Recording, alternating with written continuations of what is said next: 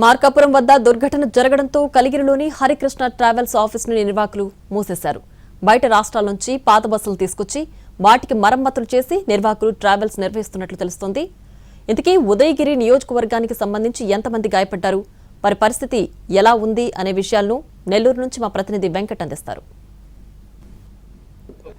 మార్కాపురం వద్ద జరిగిన దుర్ఘటనలో హరికృష్ణ ట్రావెల్కి సంబంధించిన బస్సు దగ్ధమైంది. అందులో దాదాపు 13 మంది సజీవ దహనమైనట్టు ప్రస్తుతానికి మనకు ప్రాథమికంగా సమాచారం ఉంటుంది. అయితే ఈ హరికృష్ణ ట్రావెల్స్ కూడా కలిగిరి మండలానికి సంబంధించిన జిర్రావారిపాలెంలో ఉన్నాం మనము. దానికి సంబంధించిన హరికృష్ణ ట్రావెల్కి సంబంధించిన ఆఫీస్ ఇది. అంటే ఉదయం నుంచి సాయంత్రం దాకా ఇక్కడ ఆఫీసు రన్నింగ్లో ఉంటుంది. అయితే ఈ దుర్ఘటన జరిగిన తర్వాత ఆఫీస్ని క్లోజ్ చేశారు. ఒకసారి మనం విజువల్స్లో కూడా చూద్దాం. ఈ ఆఫీస్ పక్కనే ఒక గ్యారేజ్ పెట్టుకుంటారు. గ్యారేజ్ దగ్గరే బస్సులు కూడా ఉంటాయి.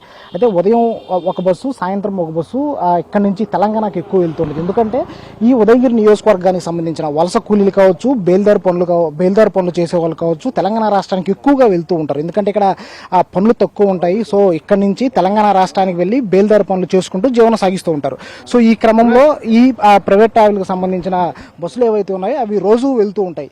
అయితే నిన్న కూడా ఏదైతే హరికృష్ణ ట్రావెల్కి సంబంధించిన బస్సు ఇక్కడ నుంచి జగిత్యాలకు వెళ్ళింది. తర్వాత రిటర్న్లో నైట్ వచ్చే ఆ క్రమంలో ఎక్కడైతే ఈ మార్కాపురం మండలం రాయవరం దగ్గర ఘోర రోడ్డు ప్రమాదం జరిగింది. దీంట్లో ప్రాణాలు కోల్పోయినటువంటి పరిస్థితి. అయితే ఒకసారి మనం ఈ బస్సులకు సంబంధించి ఫిట్నెస్ను ఒకసారి మనం చూద్దాం. ఎందుకంటే ఇవన్నీ కూడా మనం చూస్తే స్క్రాప్ బస్సుల్లా కనపడుతుంది. ఎందుకంటే బయట ప్రాంతాల నుంచి ఈ బస్సులు తీసుకొచ్చి ఆ టైర్లు పార్ట్లు మార్చేసి కొత్త వాటిలాగా లుక్ ఇచ్చేసి వీటిని దూర ప్రాంతాలకి ట్రావెల్స్ చేస్తూ ప్రయాణిస్తూ ఉంటారు.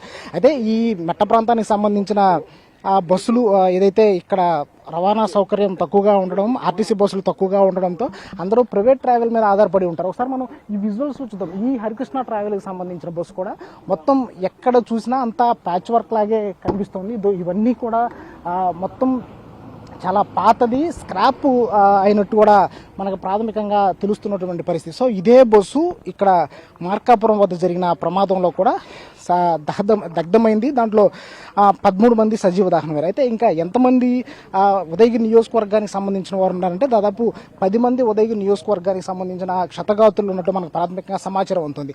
అయితే వీరిలో 2 మిస్సింగ్లో ఉన్నారు. ఏదైతే బొమ్మరాజు కంట్రీకి చెందిన ఆత్మకూరు వెంకటేశ్వర్లతో పాటు ఇంకొక ఆత్మకూరు చెన్నైతో పాటు ఇంకొక అతను వెంకటేశ్వర్లు అనే అతను కూడా ఆ మిస్సింగ్లో ఉన్నారు. అతని వివరాలు ఇంకా ట్రేస్ అవుట్ కానటువంటి పరిస్థితి. అయితే దీనికి సంబంధించి అధికారులు కూడా పూర్తి స్థాయిలో వివరాలు సేకరించే పనిలో ఉన్నారు. ఎందుకంటే మొత్తం 13 మంది సజీవ దహనం అవడంతో ఒక మృతదేహాలని గుర్తించడం కూడా చాలా కష్టతరంగా మారింది.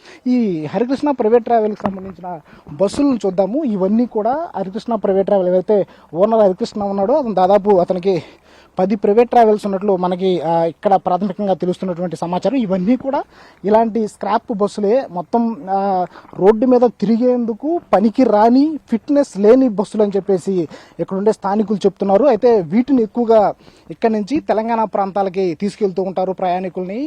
నిన్న జరిగిన ప్రమాదంలో కూడా దాదాపు 46 మంది నుంచి 50 మంది ఉన్నట్లు మనకి తెలుస్తున్నటువంటి పరిస్థితి. అయితే మరో 3 వివరాలు ఇంకా ట్రేస్ అవుట్ కాలేదు. దానికి సంబంధించిన వివరాలు కూడా తెలుసుకునే పనిలో జిల్లా యంత్రాంగం ఉన్నటువంటి పరిస్థితి కనిపిస్తుంది. కెమెరామెన్ ప్రదీప్తో వెంకటనారాయణ, NTV, వింజమూరు నుంచి.